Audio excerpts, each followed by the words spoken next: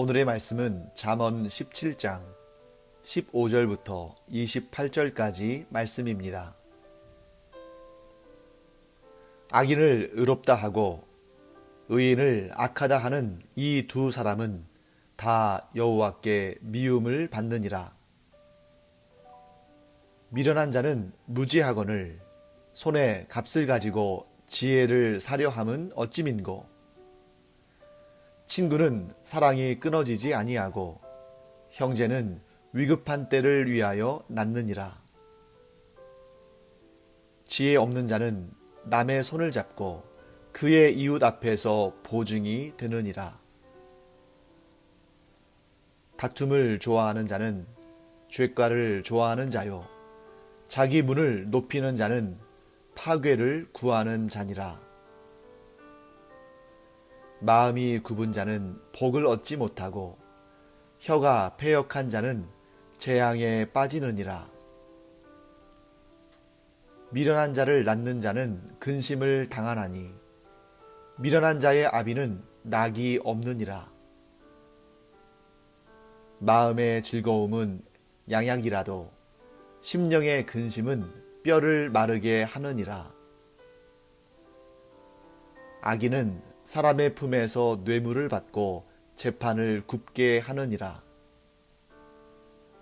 지혜는 명철한 자 앞에 있거늘 미련한 자는 눈을 땅 끝에 두느니라. 미련한 아들은 그 아비의 근심이 되고 그 어미의 고통이 되느니라.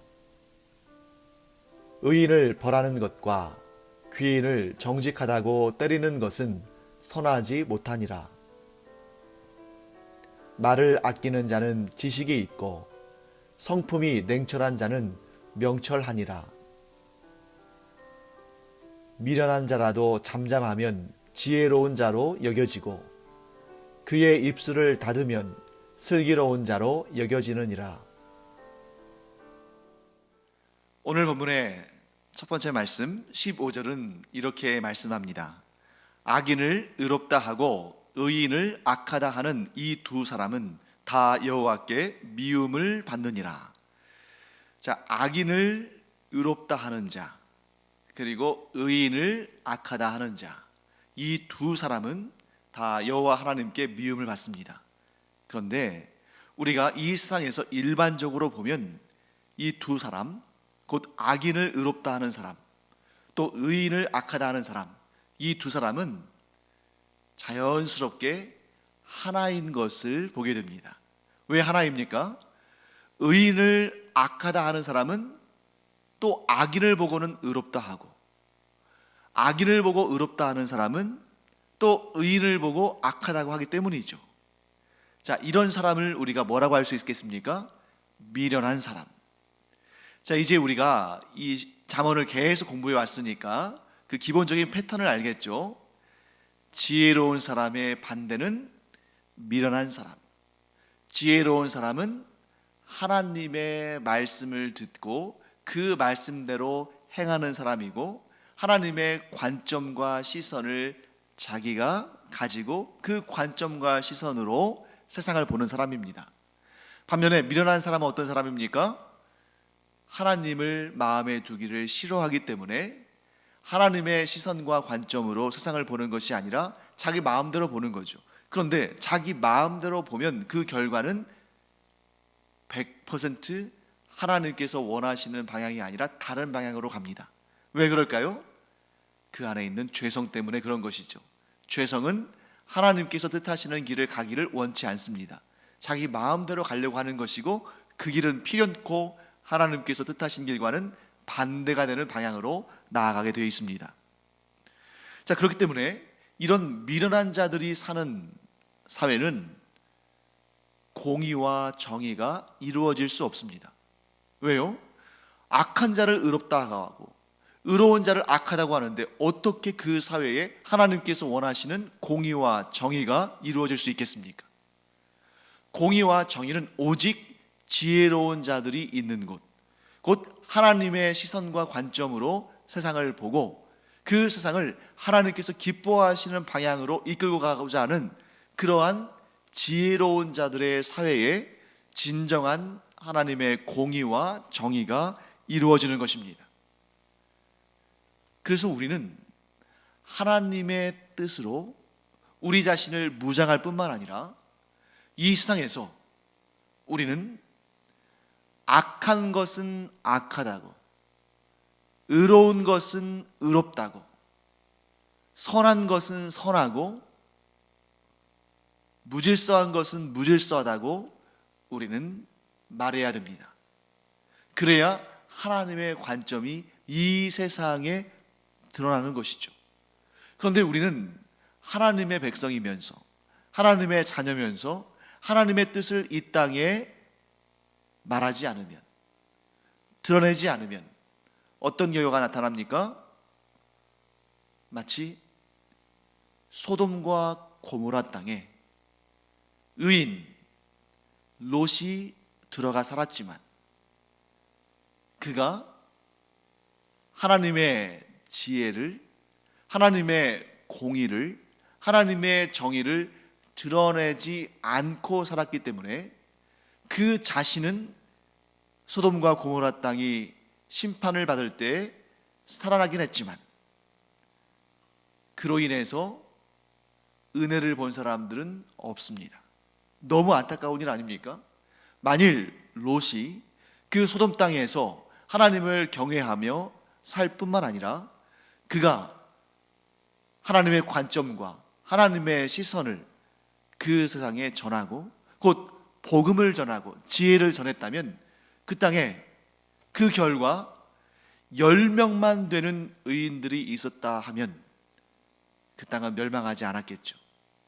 사랑하는 성도 여러분, 그렇기 때문에 그리스도인이 사는 사회에는 하나님의 공의와 하나님의 정의가 이루어져야 되는데 우리가 침묵해서는 그 일이 이루어지지 않습니다.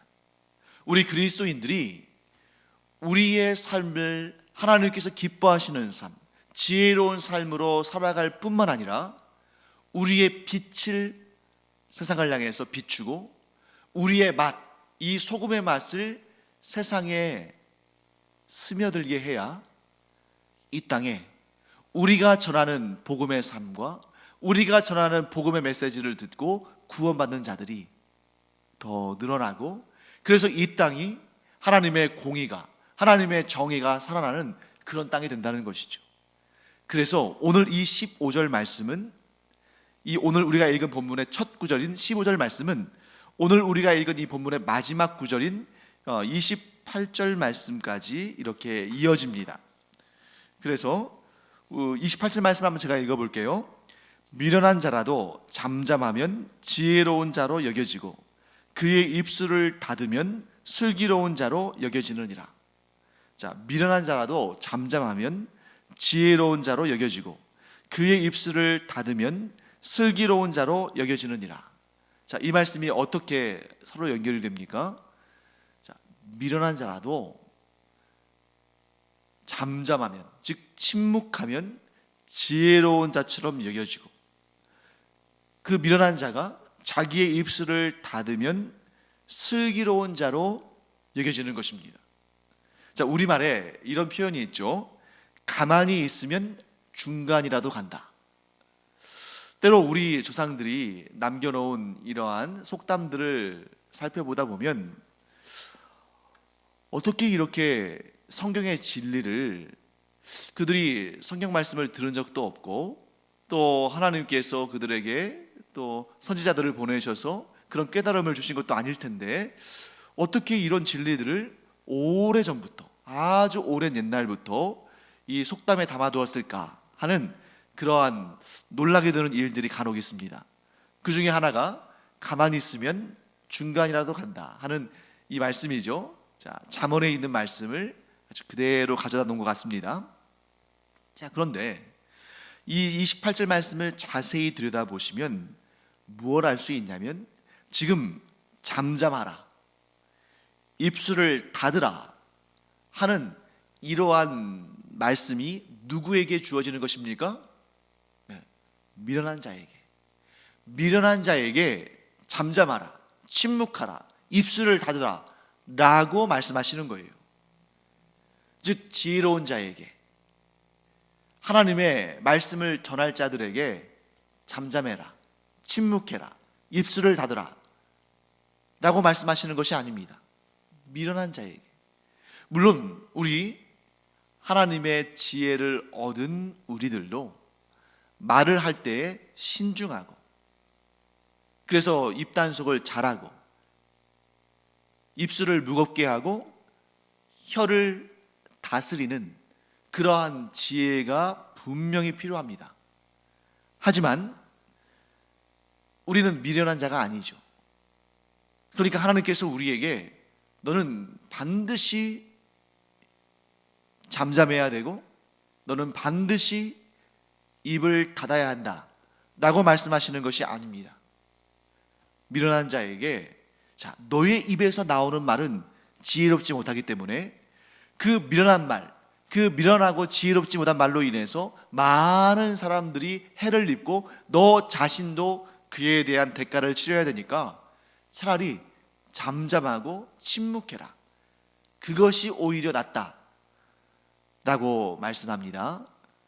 그런데 이 28절 말씀은 미련한 자라도 잠잠하고 그 입을 닫으라 라고 말씀하시는데, 정작 이 말씀은 미련한 자에게 주시는 말씀이 아니라 지혜로운 자들에게 주시는 말씀입니다. 왜 그럴까요? 미련한 자가 이 잠언의 말씀을 듣고 잠잠하고 입술을 닫을 가능성은 희박합니다. 여러분, 미련한 자가 일부러 잠언 말씀을 읽으면서 하나님의 말씀을 들으면서 그렇구나, 내가 지금까지 잘못 살아왔구나, 그러니 이제 내가 잠잠하고 침묵해야겠다, 이렇게 생각하고 삶이 변화될 가능성은 거의 없다고 볼 수 있죠. 왜냐하면 미련한 자는 이미 미련하기 때문에 그 마음 문을 닫고 하나님의 말씀을 들으려 하지 않기 때문입니다. 그러나 그 미련한 자들 가운데서도 하나님의 말씀을 귀담아 듣고 그 말씀으로 인해서 삶이 변화된 사람들이 있습니다. 너무너무 지혜로운 사람들이죠. 그게 누굽니까? 그게 바로 여러분과 저, 우리 그리스도인들이라는 거죠. 우리가 처음부터 지혜로운 자들 아니었습니다. 우리가 처음부터 하나님께 칭찬받을 만한 지혜를 지닌 자들이 아니었습니다.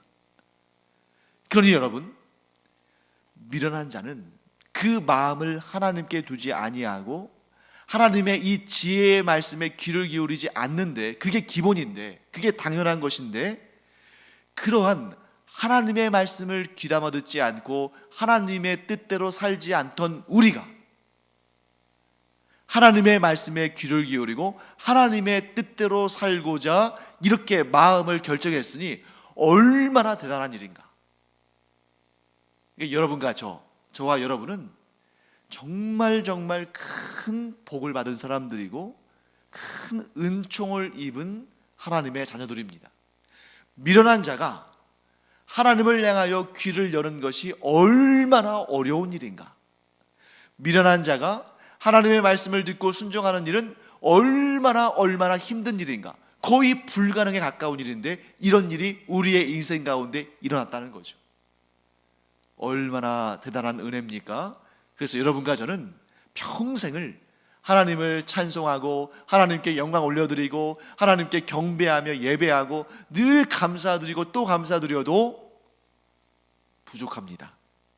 왜 그럴까요? 우리같이 미련한 자, 우리같이 하나님을 향해서 귀를 열지 않았던 자들, 우리와 같이 하나님께서 원하시는 길과 정반대로 갔던 우리가 하나님의 크신 은혜 가운데 하나님의 말씀에 귀를 기울이는 자들이 되었으니, 지금 바로 이 시간 우리가 하나님의 말씀에 귀를 기울이고 그 말씀에 아멘으로 화답하고 순종하고 그 말씀대로 살고자 하는 마음을 가졌으니 이거야말로 기적 아닙니까? 우리가 구원받은 것, 우리가 지혜의 마음을 갖게 된 것, 우리가 귀를 열어 하나님의 말씀을 듣게 된 것, 우리가 입을 열어 이 세상에 예수 그리스도의 복음을 선포하게 된 것, 기적 중에 기적이다 하는 것을 우리가 알게 됩니다. 그때 하나님께서 우리에게 주시는 말씀이 있습니다. 너희가 미련했을 때에는 잠잠하고 그 입을 닫는 것이 복이었지만 이제는 그 복과는 비교할 수 없는 복을 너희에게 주겠다. 그 복은 무슨 복입니까? 하나님의 말씀을, 하나님의 지혜를, 그리스도의 복음을, 성령의 음성을 입에 담고 전하는 것, 이것이 복 중의 복이요 가장 존귀한 복이다 하는 것을 우리는 꼭 기억하기 바랍니다. 미련한 자들은 그냥 침묵하고 잠잠하고 입을 다물면, 그 입술을 닫으면 중간이라도 가고 그게 그들이 얻을 수 있는 최고의 복입니다. 하지만 우리도 물론 그런 미련할 때가 있었지만, 그런 미련할 때에는 우리 역시 침묵하고 잠잠하고 입술을 닫으면 그게 그 상태, 즉 우리가 미련했을 때에 우리에게 가장 큰 덕이고 가장 큰 복이었겠습니다만, 이제는 그 정도로 우리가 만족할 수 없습니다. 우리는 이제 어떤 사람이 됐습니까? 하나님의 크신 은혜로 미련했던 우리가 하나님의 말씀을 듣고 지혜로운 자가 되었습니다. 이제 우리의 신분이 변하고 우리의 상태가 변했습니다. 그러면 우리는 더 이상 침묵하고 잠잠한 것이, 마냥 신중해서 아무 말도 하지 않는 것이 우리에게 덕이 되고 복이 되는 것이 아닙니다. 우리의 최고의 복과 최고의 덕은 우리의 입술을 열어 지혜로운 말을 하는 것이고, 우리의 입을 열어 최고의 지혜인 그리스도의 십자가의 복음을 전하는 것, 그리스도의 부활의 복음을 전하는 것, 이것이야말로 최고의 복인 줄 믿습니다. 그래서 우리의 언어 생활이 바뀌어야 되죠.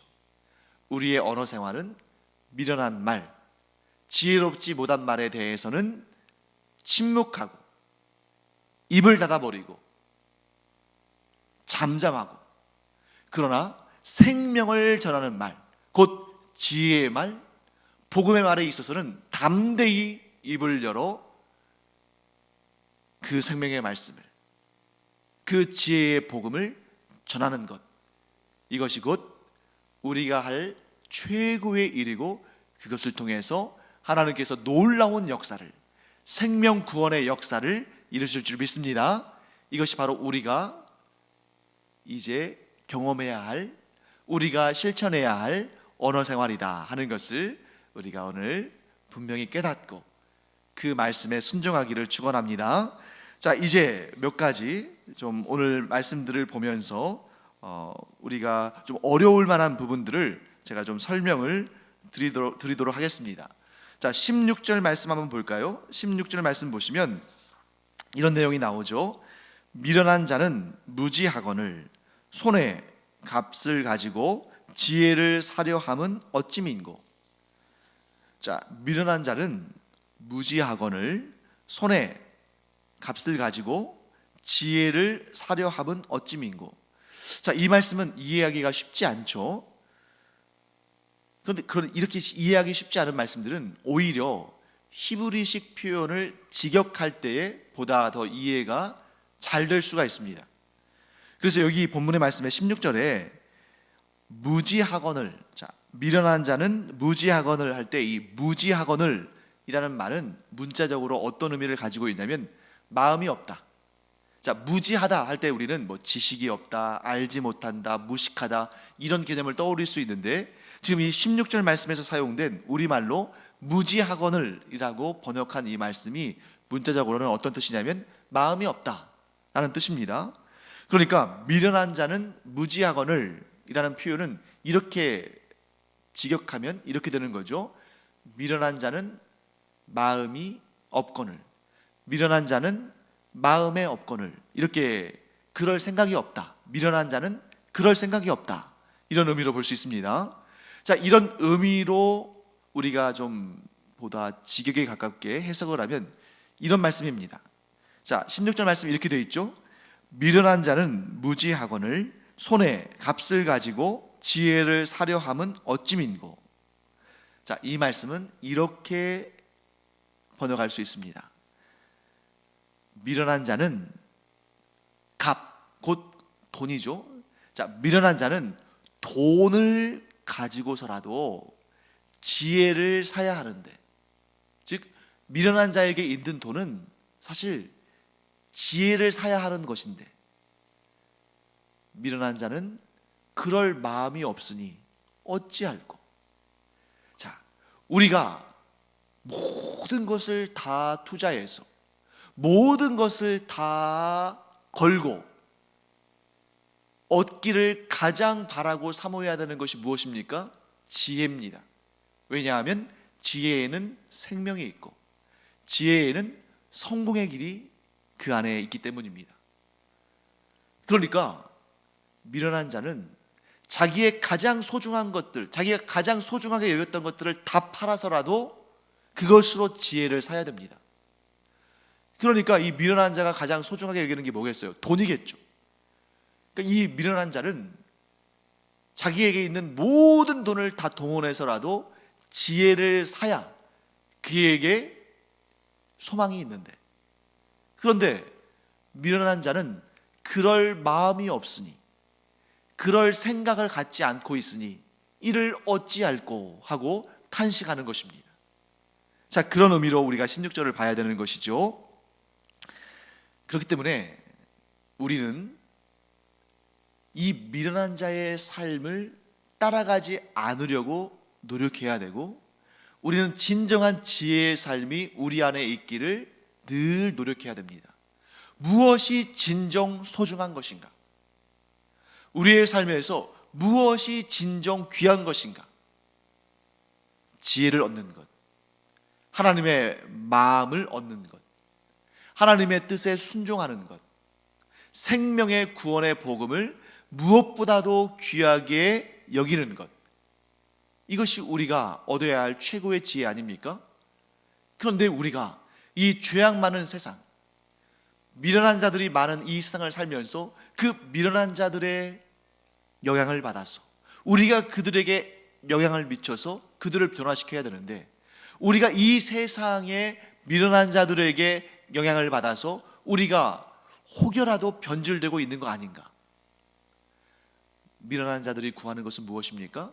잘 먹고 잘 살고 떵떵거리며 살게 하는 돈을 구하고 그것을 욕심내고 그것을 위해서 싸우고 다툽니다. 그런데 혹시라도 우리도 은연중에 그러한 삶의, 그런 미련한 자들의 세계관에 영향을 받아서 돈이면 무엇이든지 다 되는 것처럼, 우리의 인생의 최고의 가치가 돈과 물질인 것처럼 그렇게 우리가 오염되고 변질되고 동화되며 살아가고 있는 것은 아닌지 스스로를 점검해 봐야 되는 것입니다. 우리의 모든 것을 다해서 얻어야 될 것은 돈과 물질이 아니라 명성과 힘과 권력과 쾌락이 아니라 지혜입니다. 우리가 과연 하나님께로부터 지혜를 얻는 일을 우리의 인생의 가장 소중한 것으로 여기고 있는지, 아니면 우리도 미련한 세상 사람들처럼 언젠가는 없어지고 사라지고 썩게 될 그러한 물질과 돈에 우리의 최고의 가치를 두고 있지는 않은지, 우리 스스로를 돌아보며 가장 중요한 것이 무엇인지를 알고 그것을 얻기 위해서 모든 것을 내거는 그런 지혜로운 하나님의 자녀들이 되기를 간절히 축원합니다. 자, 그 다음에 17절 말씀도 뭐 어려운 단어는 없는데 보면 이게 무슨 말일까 하고 좀 어렵게 느껴질 수 있습니다. 17절 말씀 이렇게 말씀하고 있죠. 친구는 사랑이 끊어지지 아니하고 형제는 위급한 때를 위하여 낳느니라. 자, 이렇게 조금 이게 무슨 말씀이지 하는 그런 내용이 있을 때는 이 어순을 좀 바꿔서 보는 것이 도움이 될 때가 있어요. 그래서 친구는 사랑이 끊어지지 아니하고, 이 말씀을 히브리식으로 직역하면 어순이 좀 바뀝니다. 그래서 사랑이 끊어지지 아니하는 자, 곧 중단 없이 항상 일관되게 사랑을 베푸는 자가 친구이며 형제는 위급한 때를 위하여 낳느니라. 자, 이것도 약간 히브리식으로 이제 어순을 좀 변경시키면 위급할 때 앞뒤를 재지 않고 돕는 자가 형제다. 자, 어떤 의미인지 아시겠죠? 자, 히브리식 어순으로 직역해서 보면 그치지 않고 중단 없이 항상 사랑을 베푸는 자가 친구며 위급할 때 앞뒤를 재지 않고 즉각적으로 돕는 자가 형제다. 이렇게 말씀하시는 거죠. 그 다음에 19절 말씀도 좀 어렵습니다. 다툼을 좋아하는 자는 죄과를 좋아하는 자요 자기 문을 높이는 자는 파괴를 구하는 자니라. 쉽지 않은 말씀이죠. 자, 이 말씀 한번 볼까요? 자, 다툼을 좋아하는 자는 죄를 좋아하는 자다. 이런 뜻이고요. 자기 문을 높이는 자, 자기 문을 높인다. 이게 무슨 뜻이냐면 이게 바로 자기의 출입문, 자기 집의 현관을 높인다는 뜻인데, 자, 옛날에 우리 사극 같은 걸 보면 뭐 평민들이나 또 천민들이 사는 집은 어떻습니까? 문턱이라는 게 없죠. 사실 울타리도 없습니다. 그냥 들어가면 집이죠. 그런데 높은 대갓집, 뭐 궁궐 이런 데를 보면 낮고 천한 자들은 감히 얼씬도 못하게끔 하려고 어떻게 합니까? 문을 높이, 그러니까 밑에 단을 쌓고 밑에 이렇게 단을 올리고 그 위에 현관문을 두죠. 그것이 의미하는 게 뭡니까?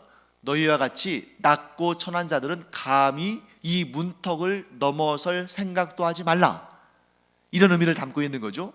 그렇기 때문에 자기 문을 높이는 자, 무슨 뜻입니까?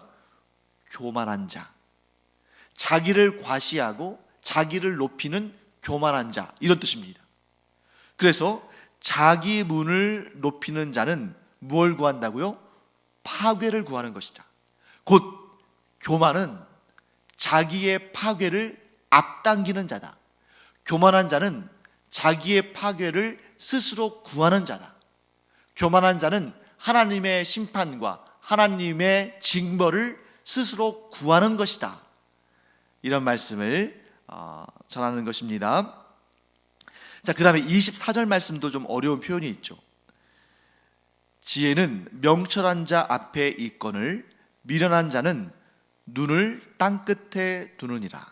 눈을 땅끝에 둔다. 명철한 자 앞에 있다. 자, 이 표현이 명철한 자 앞에 있다 라는 표현을 이 24절의 말씀의 원래 의미를 조금 더 살린다면 이렇게 표현하는 게 더 좋을 것 같아요. 지혜는 명철한 자 눈 앞에 있거늘 미련한 자는 눈을 땅끝에 두느니라. 자, 24절에 이렇게 되어 있죠. 지혜는 명철한 자 앞에 있거늘 미련한 자는 눈을 땅끝에 두느니라. 자, 이 앞과 뒤가 지금 눈이라는, 시선이라는, 관점이라는 이러한 것을 매개체로 해서 서로 비교하고 대조하는 것입니다. 그래서 이렇게 표현하는 것이 훨씬 더 우리에게 선명한 이해를 가져다 주죠. 지혜는 명철한 자 눈 앞에 있거늘 미련한 자는 눈을 땅끝에 두느니라. 어떤 뜻입니까? 명철한 자, 곧 지혜로운 자는 자기의 눈앞에 있는 지혜를 바라보지만 미련한 자는 자기의 눈을, 자기의 시선을 땅끝에 둔다. 자, 지혜는 항상 모든 곳에 있습니다. 하나님께서 이 세상 어디에 계시는 것처럼, 어디에든 계시는 것처럼 지혜도 이 세상 어디에든 있습니다. 그런데 지혜로운 자는 바로 자기의 눈 앞에서 그 지혜를 봅니다. 즉 어디에서든지 지혜와 눈을 맞추며 지혜와 시선을 나누며 살아가는 사람이 지혜로운 자입니다. 그런데 미련한 자는 지혜가 어디에도 있음에도 불구하고, 어디에든 지혜가 있음에도 불구하고 지혜를 찾지 못해서 눈을 먼 땅끝에 두면서 어디에 지혜가 있나 하며 땅끝까지 바라보지만 결국 지혜를 찾지 못합니다. 사랑하는 성도 여러분, 우리도 분명히 깨달아야 됩니다. 하나님께서는 우리가 사는 모든 곳에 지혜를 주셨습니다. 단지 어떤 일은 그것을 찾고 어떤 일은 그것을 찾지 못할 뿐입니다. 하나님의 뜻이 그것이죠. 하나님의 뜻은 어디에든 있습니다. 우리가 사소하게 여겨지는 그런 일에도, 또 중요하게 여기는 그런 일에도 어디에든 하나님의 뜻이 있습니다. 지혜로운 자는 모든 상황, 모든 일, 모든 현장, 그 모든 것에서 하나님의 뜻을 찾기를 구하고, 구하는 자는 반드시 얻게 됩니다. 하지만 어디에든 하나님의 뜻이 있고 지혜가 있습니다만 하나님의 뜻을 구하지 않는 자, 지혜를 구하지 않는 자, 곧 미련한 자는 하나님의 뜻을 찾지 못합니다. 구하면 하나님께서 주십니다. 찾으면 찾게 하십니다. 문을 두드리면 하나님은 문을 여시고 놀라운 은혜와 복과 지혜를 넘치도록 부어주십니다. 그러므로 우리가 힘써 하나님을 찾고 하나님께 지혜를 구하고 하나님의 은혜를 누리는 그런 복된 하나님의 자녀들이 되기를 간절히 축원합니다. 기도하겠습니다. 하나님, 주님의 은혜를 감사드립니다. 이 시간도 저희가 지혜를 구합니다. 구하는 자들에게 차고 넘치게 주시는 하나님, 저희에게 지혜를 주셔서 하나님의 관점으로, 하나님의 시선으로 세상을 보고 그 세상을 살아가는 저희들 되게 하여 주시옵소서. 감사드리며 예수님의 이름으로 축복하며 기도합니다. 아멘.